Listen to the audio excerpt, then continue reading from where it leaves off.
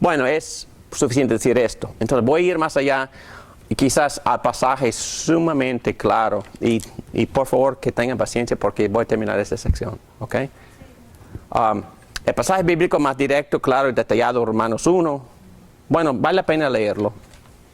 Bueno, versículo 18 del capítulo 1. Ciertamente la ira de Dios viene revelándose desde el cielo contra toda impiedad e injusticia de los seres humanos que con su maldad obstruyen o suprimen la verdad. Me explico. Lo que se puede conocer acerca de Dios es evidente para ellos, pues Él mismo se lo ha revelado, porque desde la creación del mundo, las cualidades invisibles de Dios, es decir, su eterno poder y su naturaleza divina, se perciben claramente a través de lo que Él creó, de modo que nadie tiene excusa. A pesar de haber conocido a Dios, no lo glorificaron como a Dios, ni le dieron gracias, sino que se extraviaron en sus inútiles razonamientos. Bueno, es que a veces la razón no funciona. Fíjate. Y se les oscureció su insensato corazón. Aunque afirmaban ser sabios, se volvieron necios. Cambiaron la gloria de Dios inmortales por imágenes que eran réplicas del hombre inmortal, volviendo a Génesis, de las aves, de los cuadrúpedos y de los reptiles. Por eso Dios los entregó a los malos deseos de su corazón que conducen a la impureza sexual, de modo que degradaron sus cuerpos los unos con los otros, cambiaron la verdad de Dios por la mentira, adorando y sirviendo a los seres creados antes que al Creador, quien es bendito por siempre. Amén. Por tanto, Dios los entregó a pasiones vergonzosas. En efecto, las mujeres cambiaron las relaciones naturales por las que van contra la naturaleza. Así como los hombres dejaron las relaciones naturales con la mujer y se encendieron en pasiones lujuriosas los unos con los otros. Hombres con hombres cometieron actos indecentes y en sí mismos recibieron el castigo que merecía su perversión. Claro. No muy claro, ¿verdad? Y ese pasaje es el que convenció a esa lesbiana Butterfield, la que era la directora de estudios lesbianos en la universidad. No pudo escaparse de este pasaje tan claro. Y aquí, los revisionistas también tienen que decir algo, ¿no? Los eruditos tratan de imponer en los textos bíblicos interpretaciones nuevas que apoyan sus opiniones culturales y políticas. Dicen que en Romanos capítulo 1, Pablo no condena el amor fiel de los que tienen sentimientos naturales de amor para los del mismo sexo. Lo que Pablo condena son los excesos, lo que no saben practicar el dominio propio. Por ejemplo, condena los heterosexuales que han llegado a ser aburridos con sus relaciones con el sexo opuesto y por falta de habilidad de controlarse y un exceso de deseos sensuales experimentan con los del mismo sexo. En otras palabras, Dios condena solo a los bisexuales promiscuos y no la homosexualidad en general, es lo que dicen ellos. Entonces ellos, siempre su refrán es que Dios afirma el amor. Y ellos hablan del amor fiel y el amor, ¿cómo? Monógamo entre ellos. Y Dios dice que los cristianos, hasta los evangélicos, hemos perdido iglesias de la PCA que han salido porque tienen este punto de vista. Pues Dios no tiene nada en contra del amor. Y los homosexuales tienen todo el derecho de experimentar el amor. Es una posición que ha ganado muchísima energía en la iglesia, en las iglesias evangélicas. Entonces, ¿cómo respondemos? Bueno, está muy de moda ahora todos están hablando diciendo lo único que importa es el amor. El amor. Eso está en todas partes, en todos los logos, en eslogan. Y en ese punto diría que el amor invita al que está sufriendo por no conformarse al diseño. El amor invita a esa persona a conformarse al diseño por su propio bienestar. Y si no acepta eso, ok, es que no estoy para convencerlo, sino para amarlo. Y voy a decir esto 1000 veces.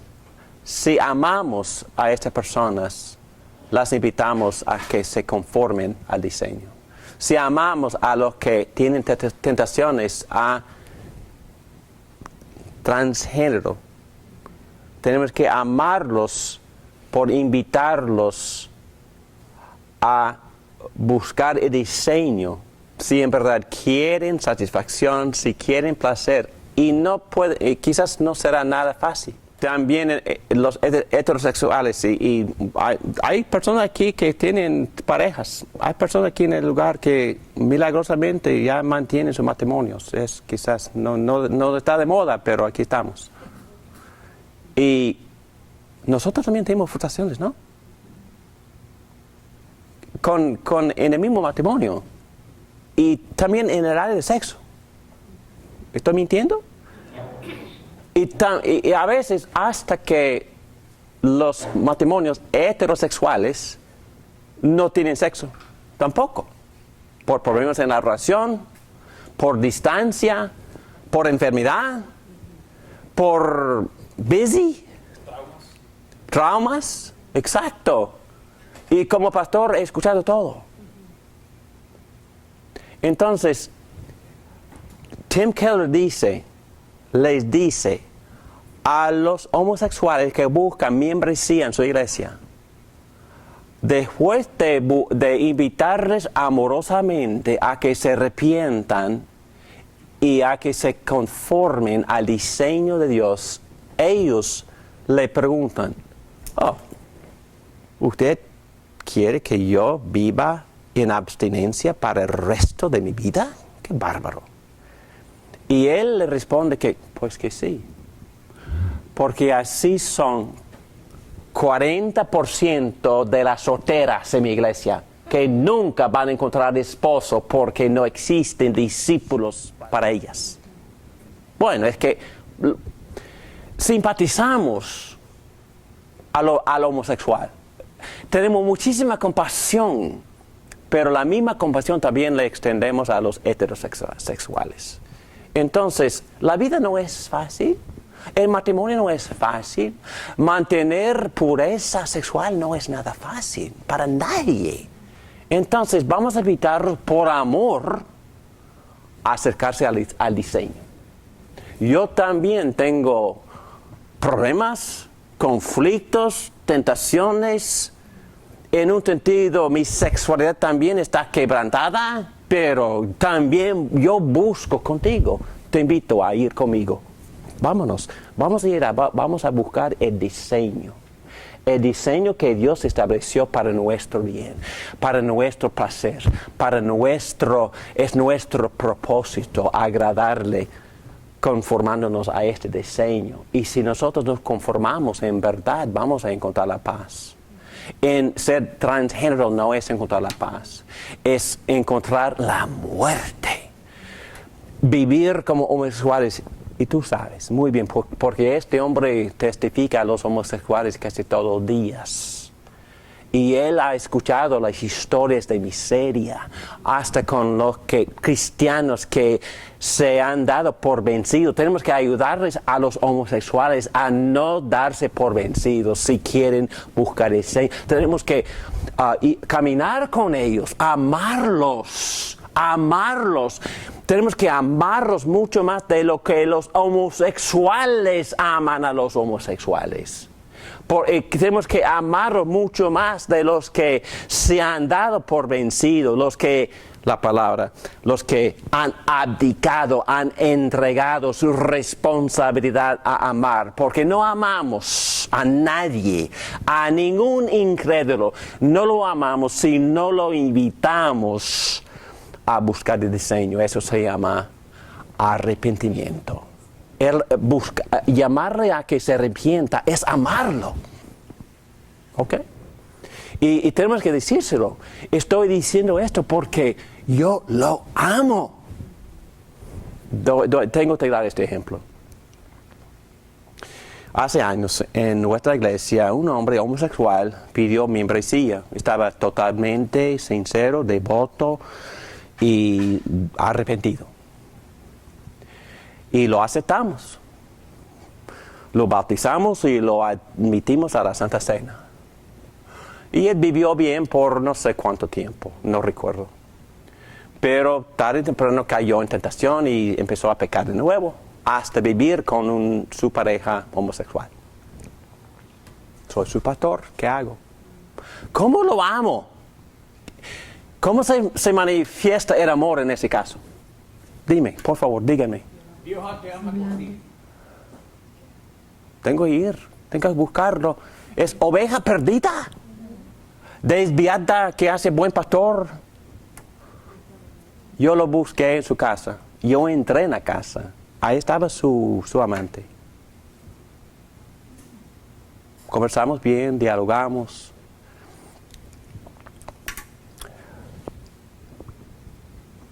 Y yo hago esto también con todos. Le dije 4 cosas. La primera cosa que tenemos que hacer con cualquiera, con el mentiroso, con el ladrón, con lo que sea, el adúltero. Aquí está el diseño de Dios. Hay que leer en voz alta el texto que dice que los homosexuales no heredarán el reino de Dios. 1 Corintios capítulo 6, versículos 9 y 10. Mencioné su nombre. Está en las notas. 1 Corintios 6, 9 y 10. Aquí estoy, le dije, por 3 motivos. 1, porque te amo. Yo te amo y yo quiero tu bienestar. Estoy aquí, no deseo estar aquí. Estoy aquí porque te amo. 2, estoy aquí porque la reputación de la iglesia está sufriendo. Está poniendo a riesgo la integridad de la iglesia. Y 3, estoy aquí por la gloria de Cristo. Yo te invito a que te arrepientas de este pecado en que estás viviendo por la gloria de Cristo, por la integridad de la iglesia y por tu propia salvación y bienestar y salud y paz. Por favor. Y me salí.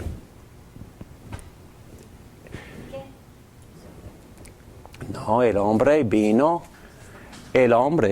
hombre vino y se presentó al consistorio de la iglesia arrepentido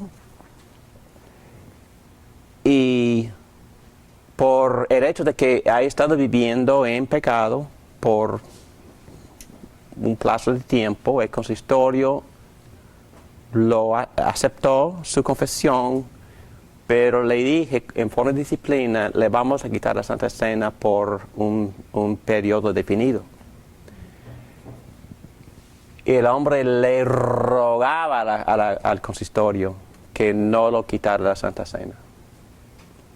Y ellos no se lo quitaron. Él dijo que estoy perdido sin ese medio de gracia. Por favor, déjeme sacarme a la mesa como hombre arrepentido. Y el consistorio dijo ok.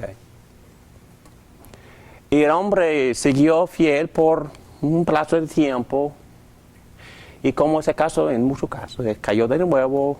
Y bueno, la historia no tiene buena conclusión porque se murió de SIDA.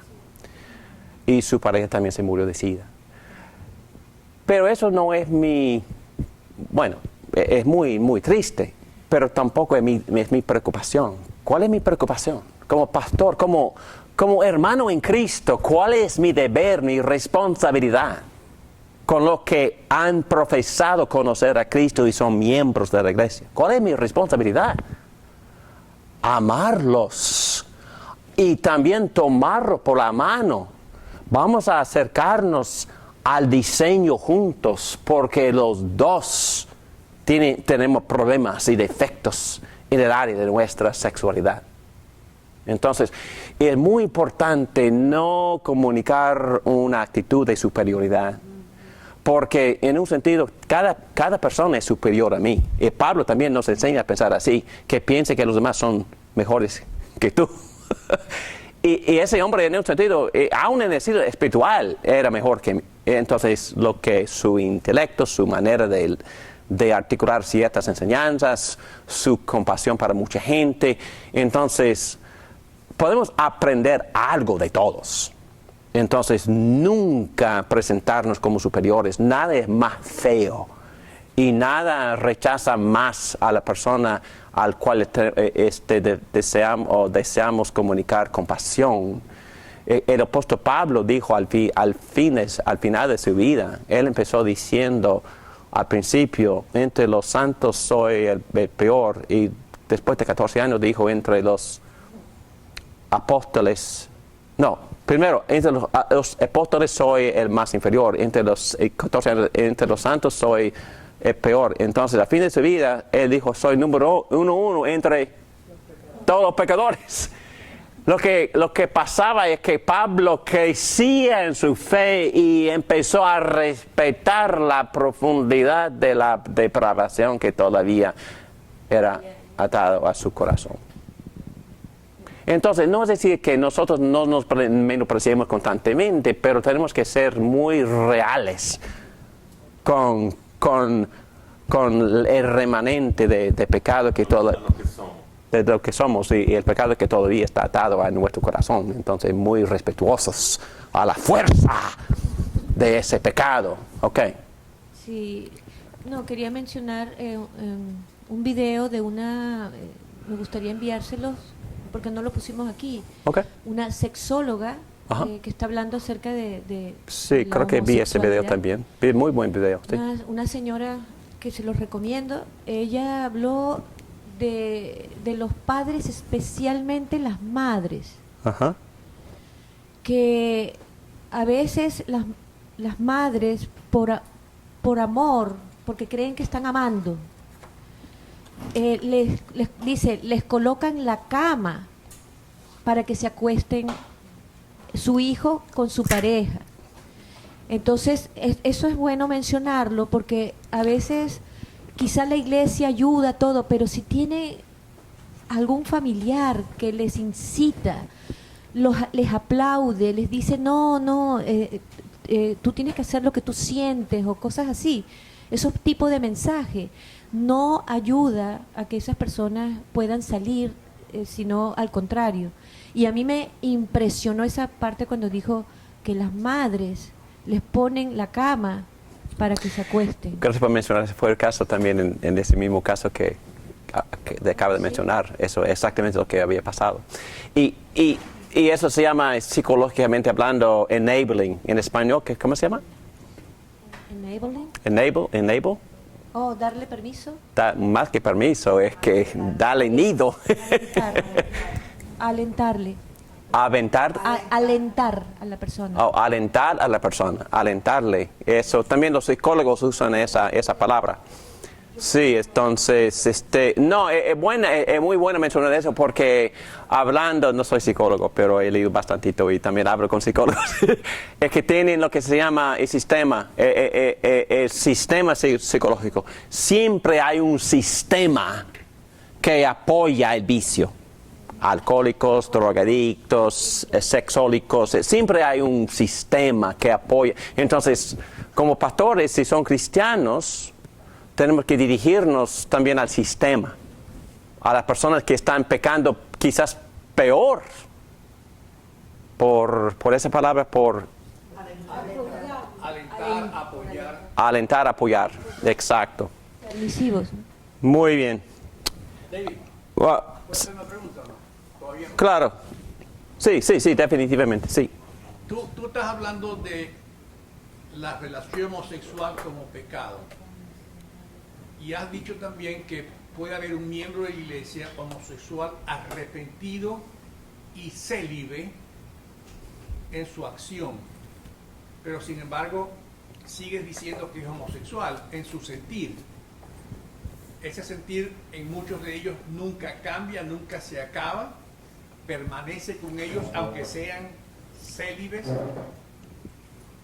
¿Es una pregunta? Es una pregunta, sí. Sí. O debe salir ese deseo. Oh, dos cosas.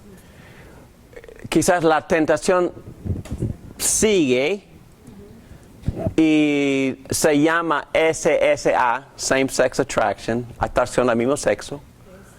Pero, tú y yo como hombres, las mujeres no están escuchándonos. Es que el problema del hombre es la codicia sexual. Porque el hombre se atrae visualmente. Entonces por eso no estoy mirando a ninguna mujer. Estoy mirándote.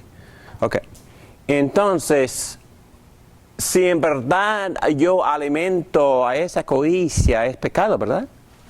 Entonces, como parte de mi santificación, tengo que estar arrepintiéndome constantemente de esa tendencia. Su tendencia no es distinta a la mía. ¿Me entiendes? Como heterosexual. Exactamente. Entonces, exacto, gracias por la clarificación, por la aclaración. Entonces, eso ha causado un gran debate en el piso de la Asamblea General en junio de esta denominación. Le rogamos o le pedimos o insistimos a que ese hombre también se arrepienta de su SSA, ¿sí o no? Sí. Definitivamente que sí. Hasta que, y estoy de acuerdo con esta decisión, hasta que no se debe permitir que él use modificantes o adjetivos al lado del nombre cristiano, como gay Christian. No. Y si él va a decir eso, entonces, no, feo, no, por favor. Su identidad no es gay Christian, su identidad es cristiano, punto, más nada. No requiere ninguna modificación, porque yo tengo que resistir mis tentaciones y mis tendencias también, pero nunca jamás voy a poner por mi nombre David Morán, tal cristiano. No, mi identidad es Cristo, punto. Y tengo muchísima compasión para él. Es exactamente lo que se trata de este libro, exactamente ese punto. Pero él también vive en abstinencia, pero también constantemente él está resistiendo como parte de su propia santificación esa tendencia, esa tentación. Y otra cosita, que sí existe sanación. O sea, no, definitivamente sí, existe sanación. Hay algunos que no logran sanarse en toda su vida, pero sí logran el dominio propio. Exacto, gracias. Pero hay otros que sí logran sanarse por exactamente. Completo. Y ese otro libro también trata precisamente ese tema. En inglés se llama The Secret Confessions of an Unlikely Convert, porque en ese libro habían homosexuales que estaban intentando arrepentirse, que nunca se escaparon de esa fuerte tentación. Pero ellos todavía estaban determinados a vivir sanamente, santamente, buscando conforme a Cristo. Y otras personas, por la gracia de Dios, y Dios sabe, no soy Dios, pero Dios en algunos casos ha quitado por completo. Y hasta esta mujer se llama Rosaria, dice que aún en público le hacen esa pregunta, ¿todavía tienen tentaciones lesbianas? Y ella contesta sutilmente, muy discretamente, pero aún entiende que sí. a pesar de que está casada. Yo personalmente conozco a otros pastores que aún antes de este fenómeno, hace 30, 40 años, me confesaron que ellos eran homosexuales, viviendo en pecado, se arrepintieron, fueron al seminario, se casaron, tuvieron a hijos, pero por el resto de mi vida resistían esa tentación, pero vivían para Dios. Y todavía viven, que yo sepa, todavía viven después de 40 años, todavía resisten esas tendencias y viven para Dios. Y eso es muy posible y muy deseable, totalmente deseable. Y esos hombres están muy contentos y llenos de paz. Gracias por la pregunta. Entonces, un texto más y ya tomamos un descanso. Ok, un pasaje bastante controversial, pero a la vez lleno de gracia. Lleno de gracia. 1 Corintios 6, 9. Y gracias por la pregunta. ¿No saben que los malvados no heredarán el reino de Dios? No se dejen engañar. Ni los fornicarios. Tengo que decir esto. Tener sexo premarital es fornicación. Queda fuera del diseño. ¿Okay? Entonces, si vamos a hablar de homosexuales, tenemos que hablar también de ese problema. Ese problema bastante grande en las iglesias, por favor. Entonces, hay que instruir en el discipulado el patrón o el diseño de Dios en ese caso. Muchos más millones de fornicarios que de homosexuales. Definitivamente, exactamente. No, es la verdad. No, y sabe que, perdónenme por hablar tan negativamente, pero el punto es este. Y hasta en mi propia vida miserable y corta, yo puedo recordar un tiempo en que estas cosas eran extraordinarias. Entonces, había un tiempo en que los jóvenes esperaron hasta el matrimonio para tener sexo. Y, bueno, eso es posible. Y nosotros entrenamos a nuestros hijos a vivir así. No comento, pero sí, los entrenamos y estoy seguro que en algunos casos lograron el valor. Y, ¿qué más dijo? Y yo también recuerdo que en mi juventud, en mi niñez, nadie hablaba de estos temas, nadie hablaba de homosexualidad, y nadie defendía estas cosas que nosotros todavía bíblicamente consideramos perversas. Es que estas cosas de las cuales estamos hablando no son cosas sensacionales, nuestro punto de vista no es nada extraordinario. Es algo que Dios no solo recomienda, es algo que Dios exige y es totalmente posible, radicalmente posible. Y porque hay muchas personas, y no hablamos de esas personas, pero hay muchas personas que mantienen sus matrimonios y no cometen adulterio, hay muchas personas que enseñan a sus hijos a vivir castos hasta casarse y lo hacen. Es que no hablamos de esas personas, pero debemos de hablar de esas personas. En el matrimonio de mi tercer hijo, estaban literalmente murmurando. ¿Y saben lo que estaba diciendo? Los dos son vírgenes, los dos son vírgenes. No, para ellos hay una cosa extraordinaria. No, debe de ser la norma, por favor. Debe ser la norma en las iglesias. Bueno. Y casi todos eran cristianos. Ay, ok. ¿No saben que los malvados no heredarán el reino de Dios? No se dejen engañar, ni los fornicarios, ni los idólatras, ni los adúlteros, ni los sodomitas, ni los pervertidos sexuales. Vamos a tratar esas dos frases. Ladrones, avaros, borrachos, calumniadores, ni los estafadores heredarán el reino de Dios. Entonces hay que arrepentirse, ¿no? En la mente de los revisionistas, esto es su pasaje favorito. ¿Sabe por qué? Porque Pablo menciona dos cosas. Una palabra se traduce sodomitas. Y otra palabra pervertidos sexuales. Pero aquí están abajo las palabras en griego. arsenokoitai, coito, obviamente.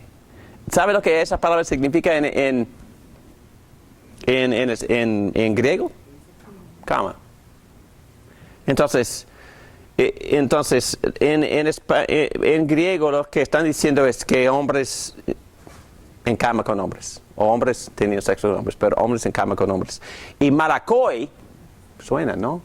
Existe una palabra en español parecida, ¿no? No, pero la palabra, yo creo que viene de esta palabra malakoi, afeminado. Feminados. Y entonces, pero ya han cambiado las traducciones. Aquí vemos sodomitas y pervertidos sexuales. Pero lo que dicen los revisionistas es que, claro que Pablo condena, ¿qué es lo que ellos dicen? Que Pablo está condenando la prostitución entre hombres, los prostitutos. Y está condenando, perdónenme por el lenguaje, el butch y el queen. Está condenando el butch, el hombre agresivo, con el hombre pasivo. Está condenando el hombre afeminado, pasivo. Con el sodomita. Exacto. Muy fea la imagen. Pero en otras palabras, ellos están diciendo, por supuesto, a nadie le gusta la prostitución, es lo que dicen ellos, pero por supuesto Dios aprueba y favorece el amor. Y Pablo no está condenando el amor, está condenando la prostitución, obviamente, es lo que dicen, porque son dos palabras.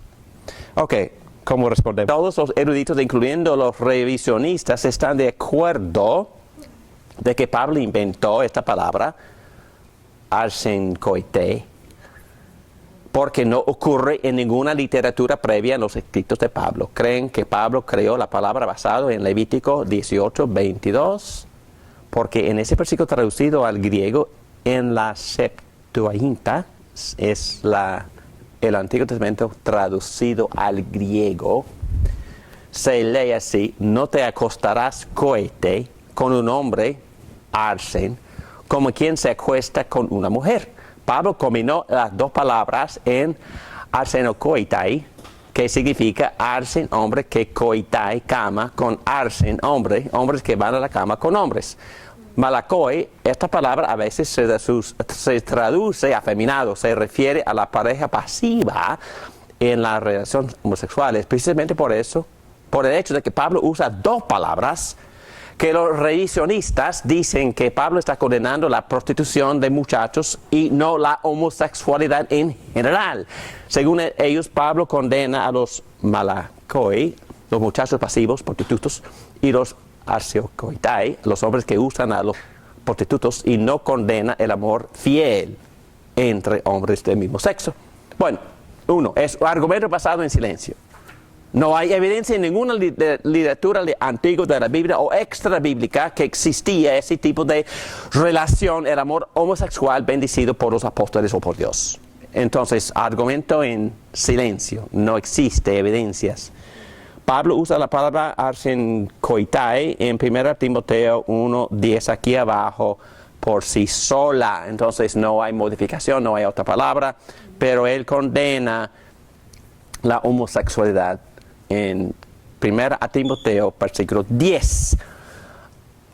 En otra interpretación, y me gusta la forma en que Pablo habla ahí, en una lista de pecados que están, fíjense, en contra de la sana doctrina.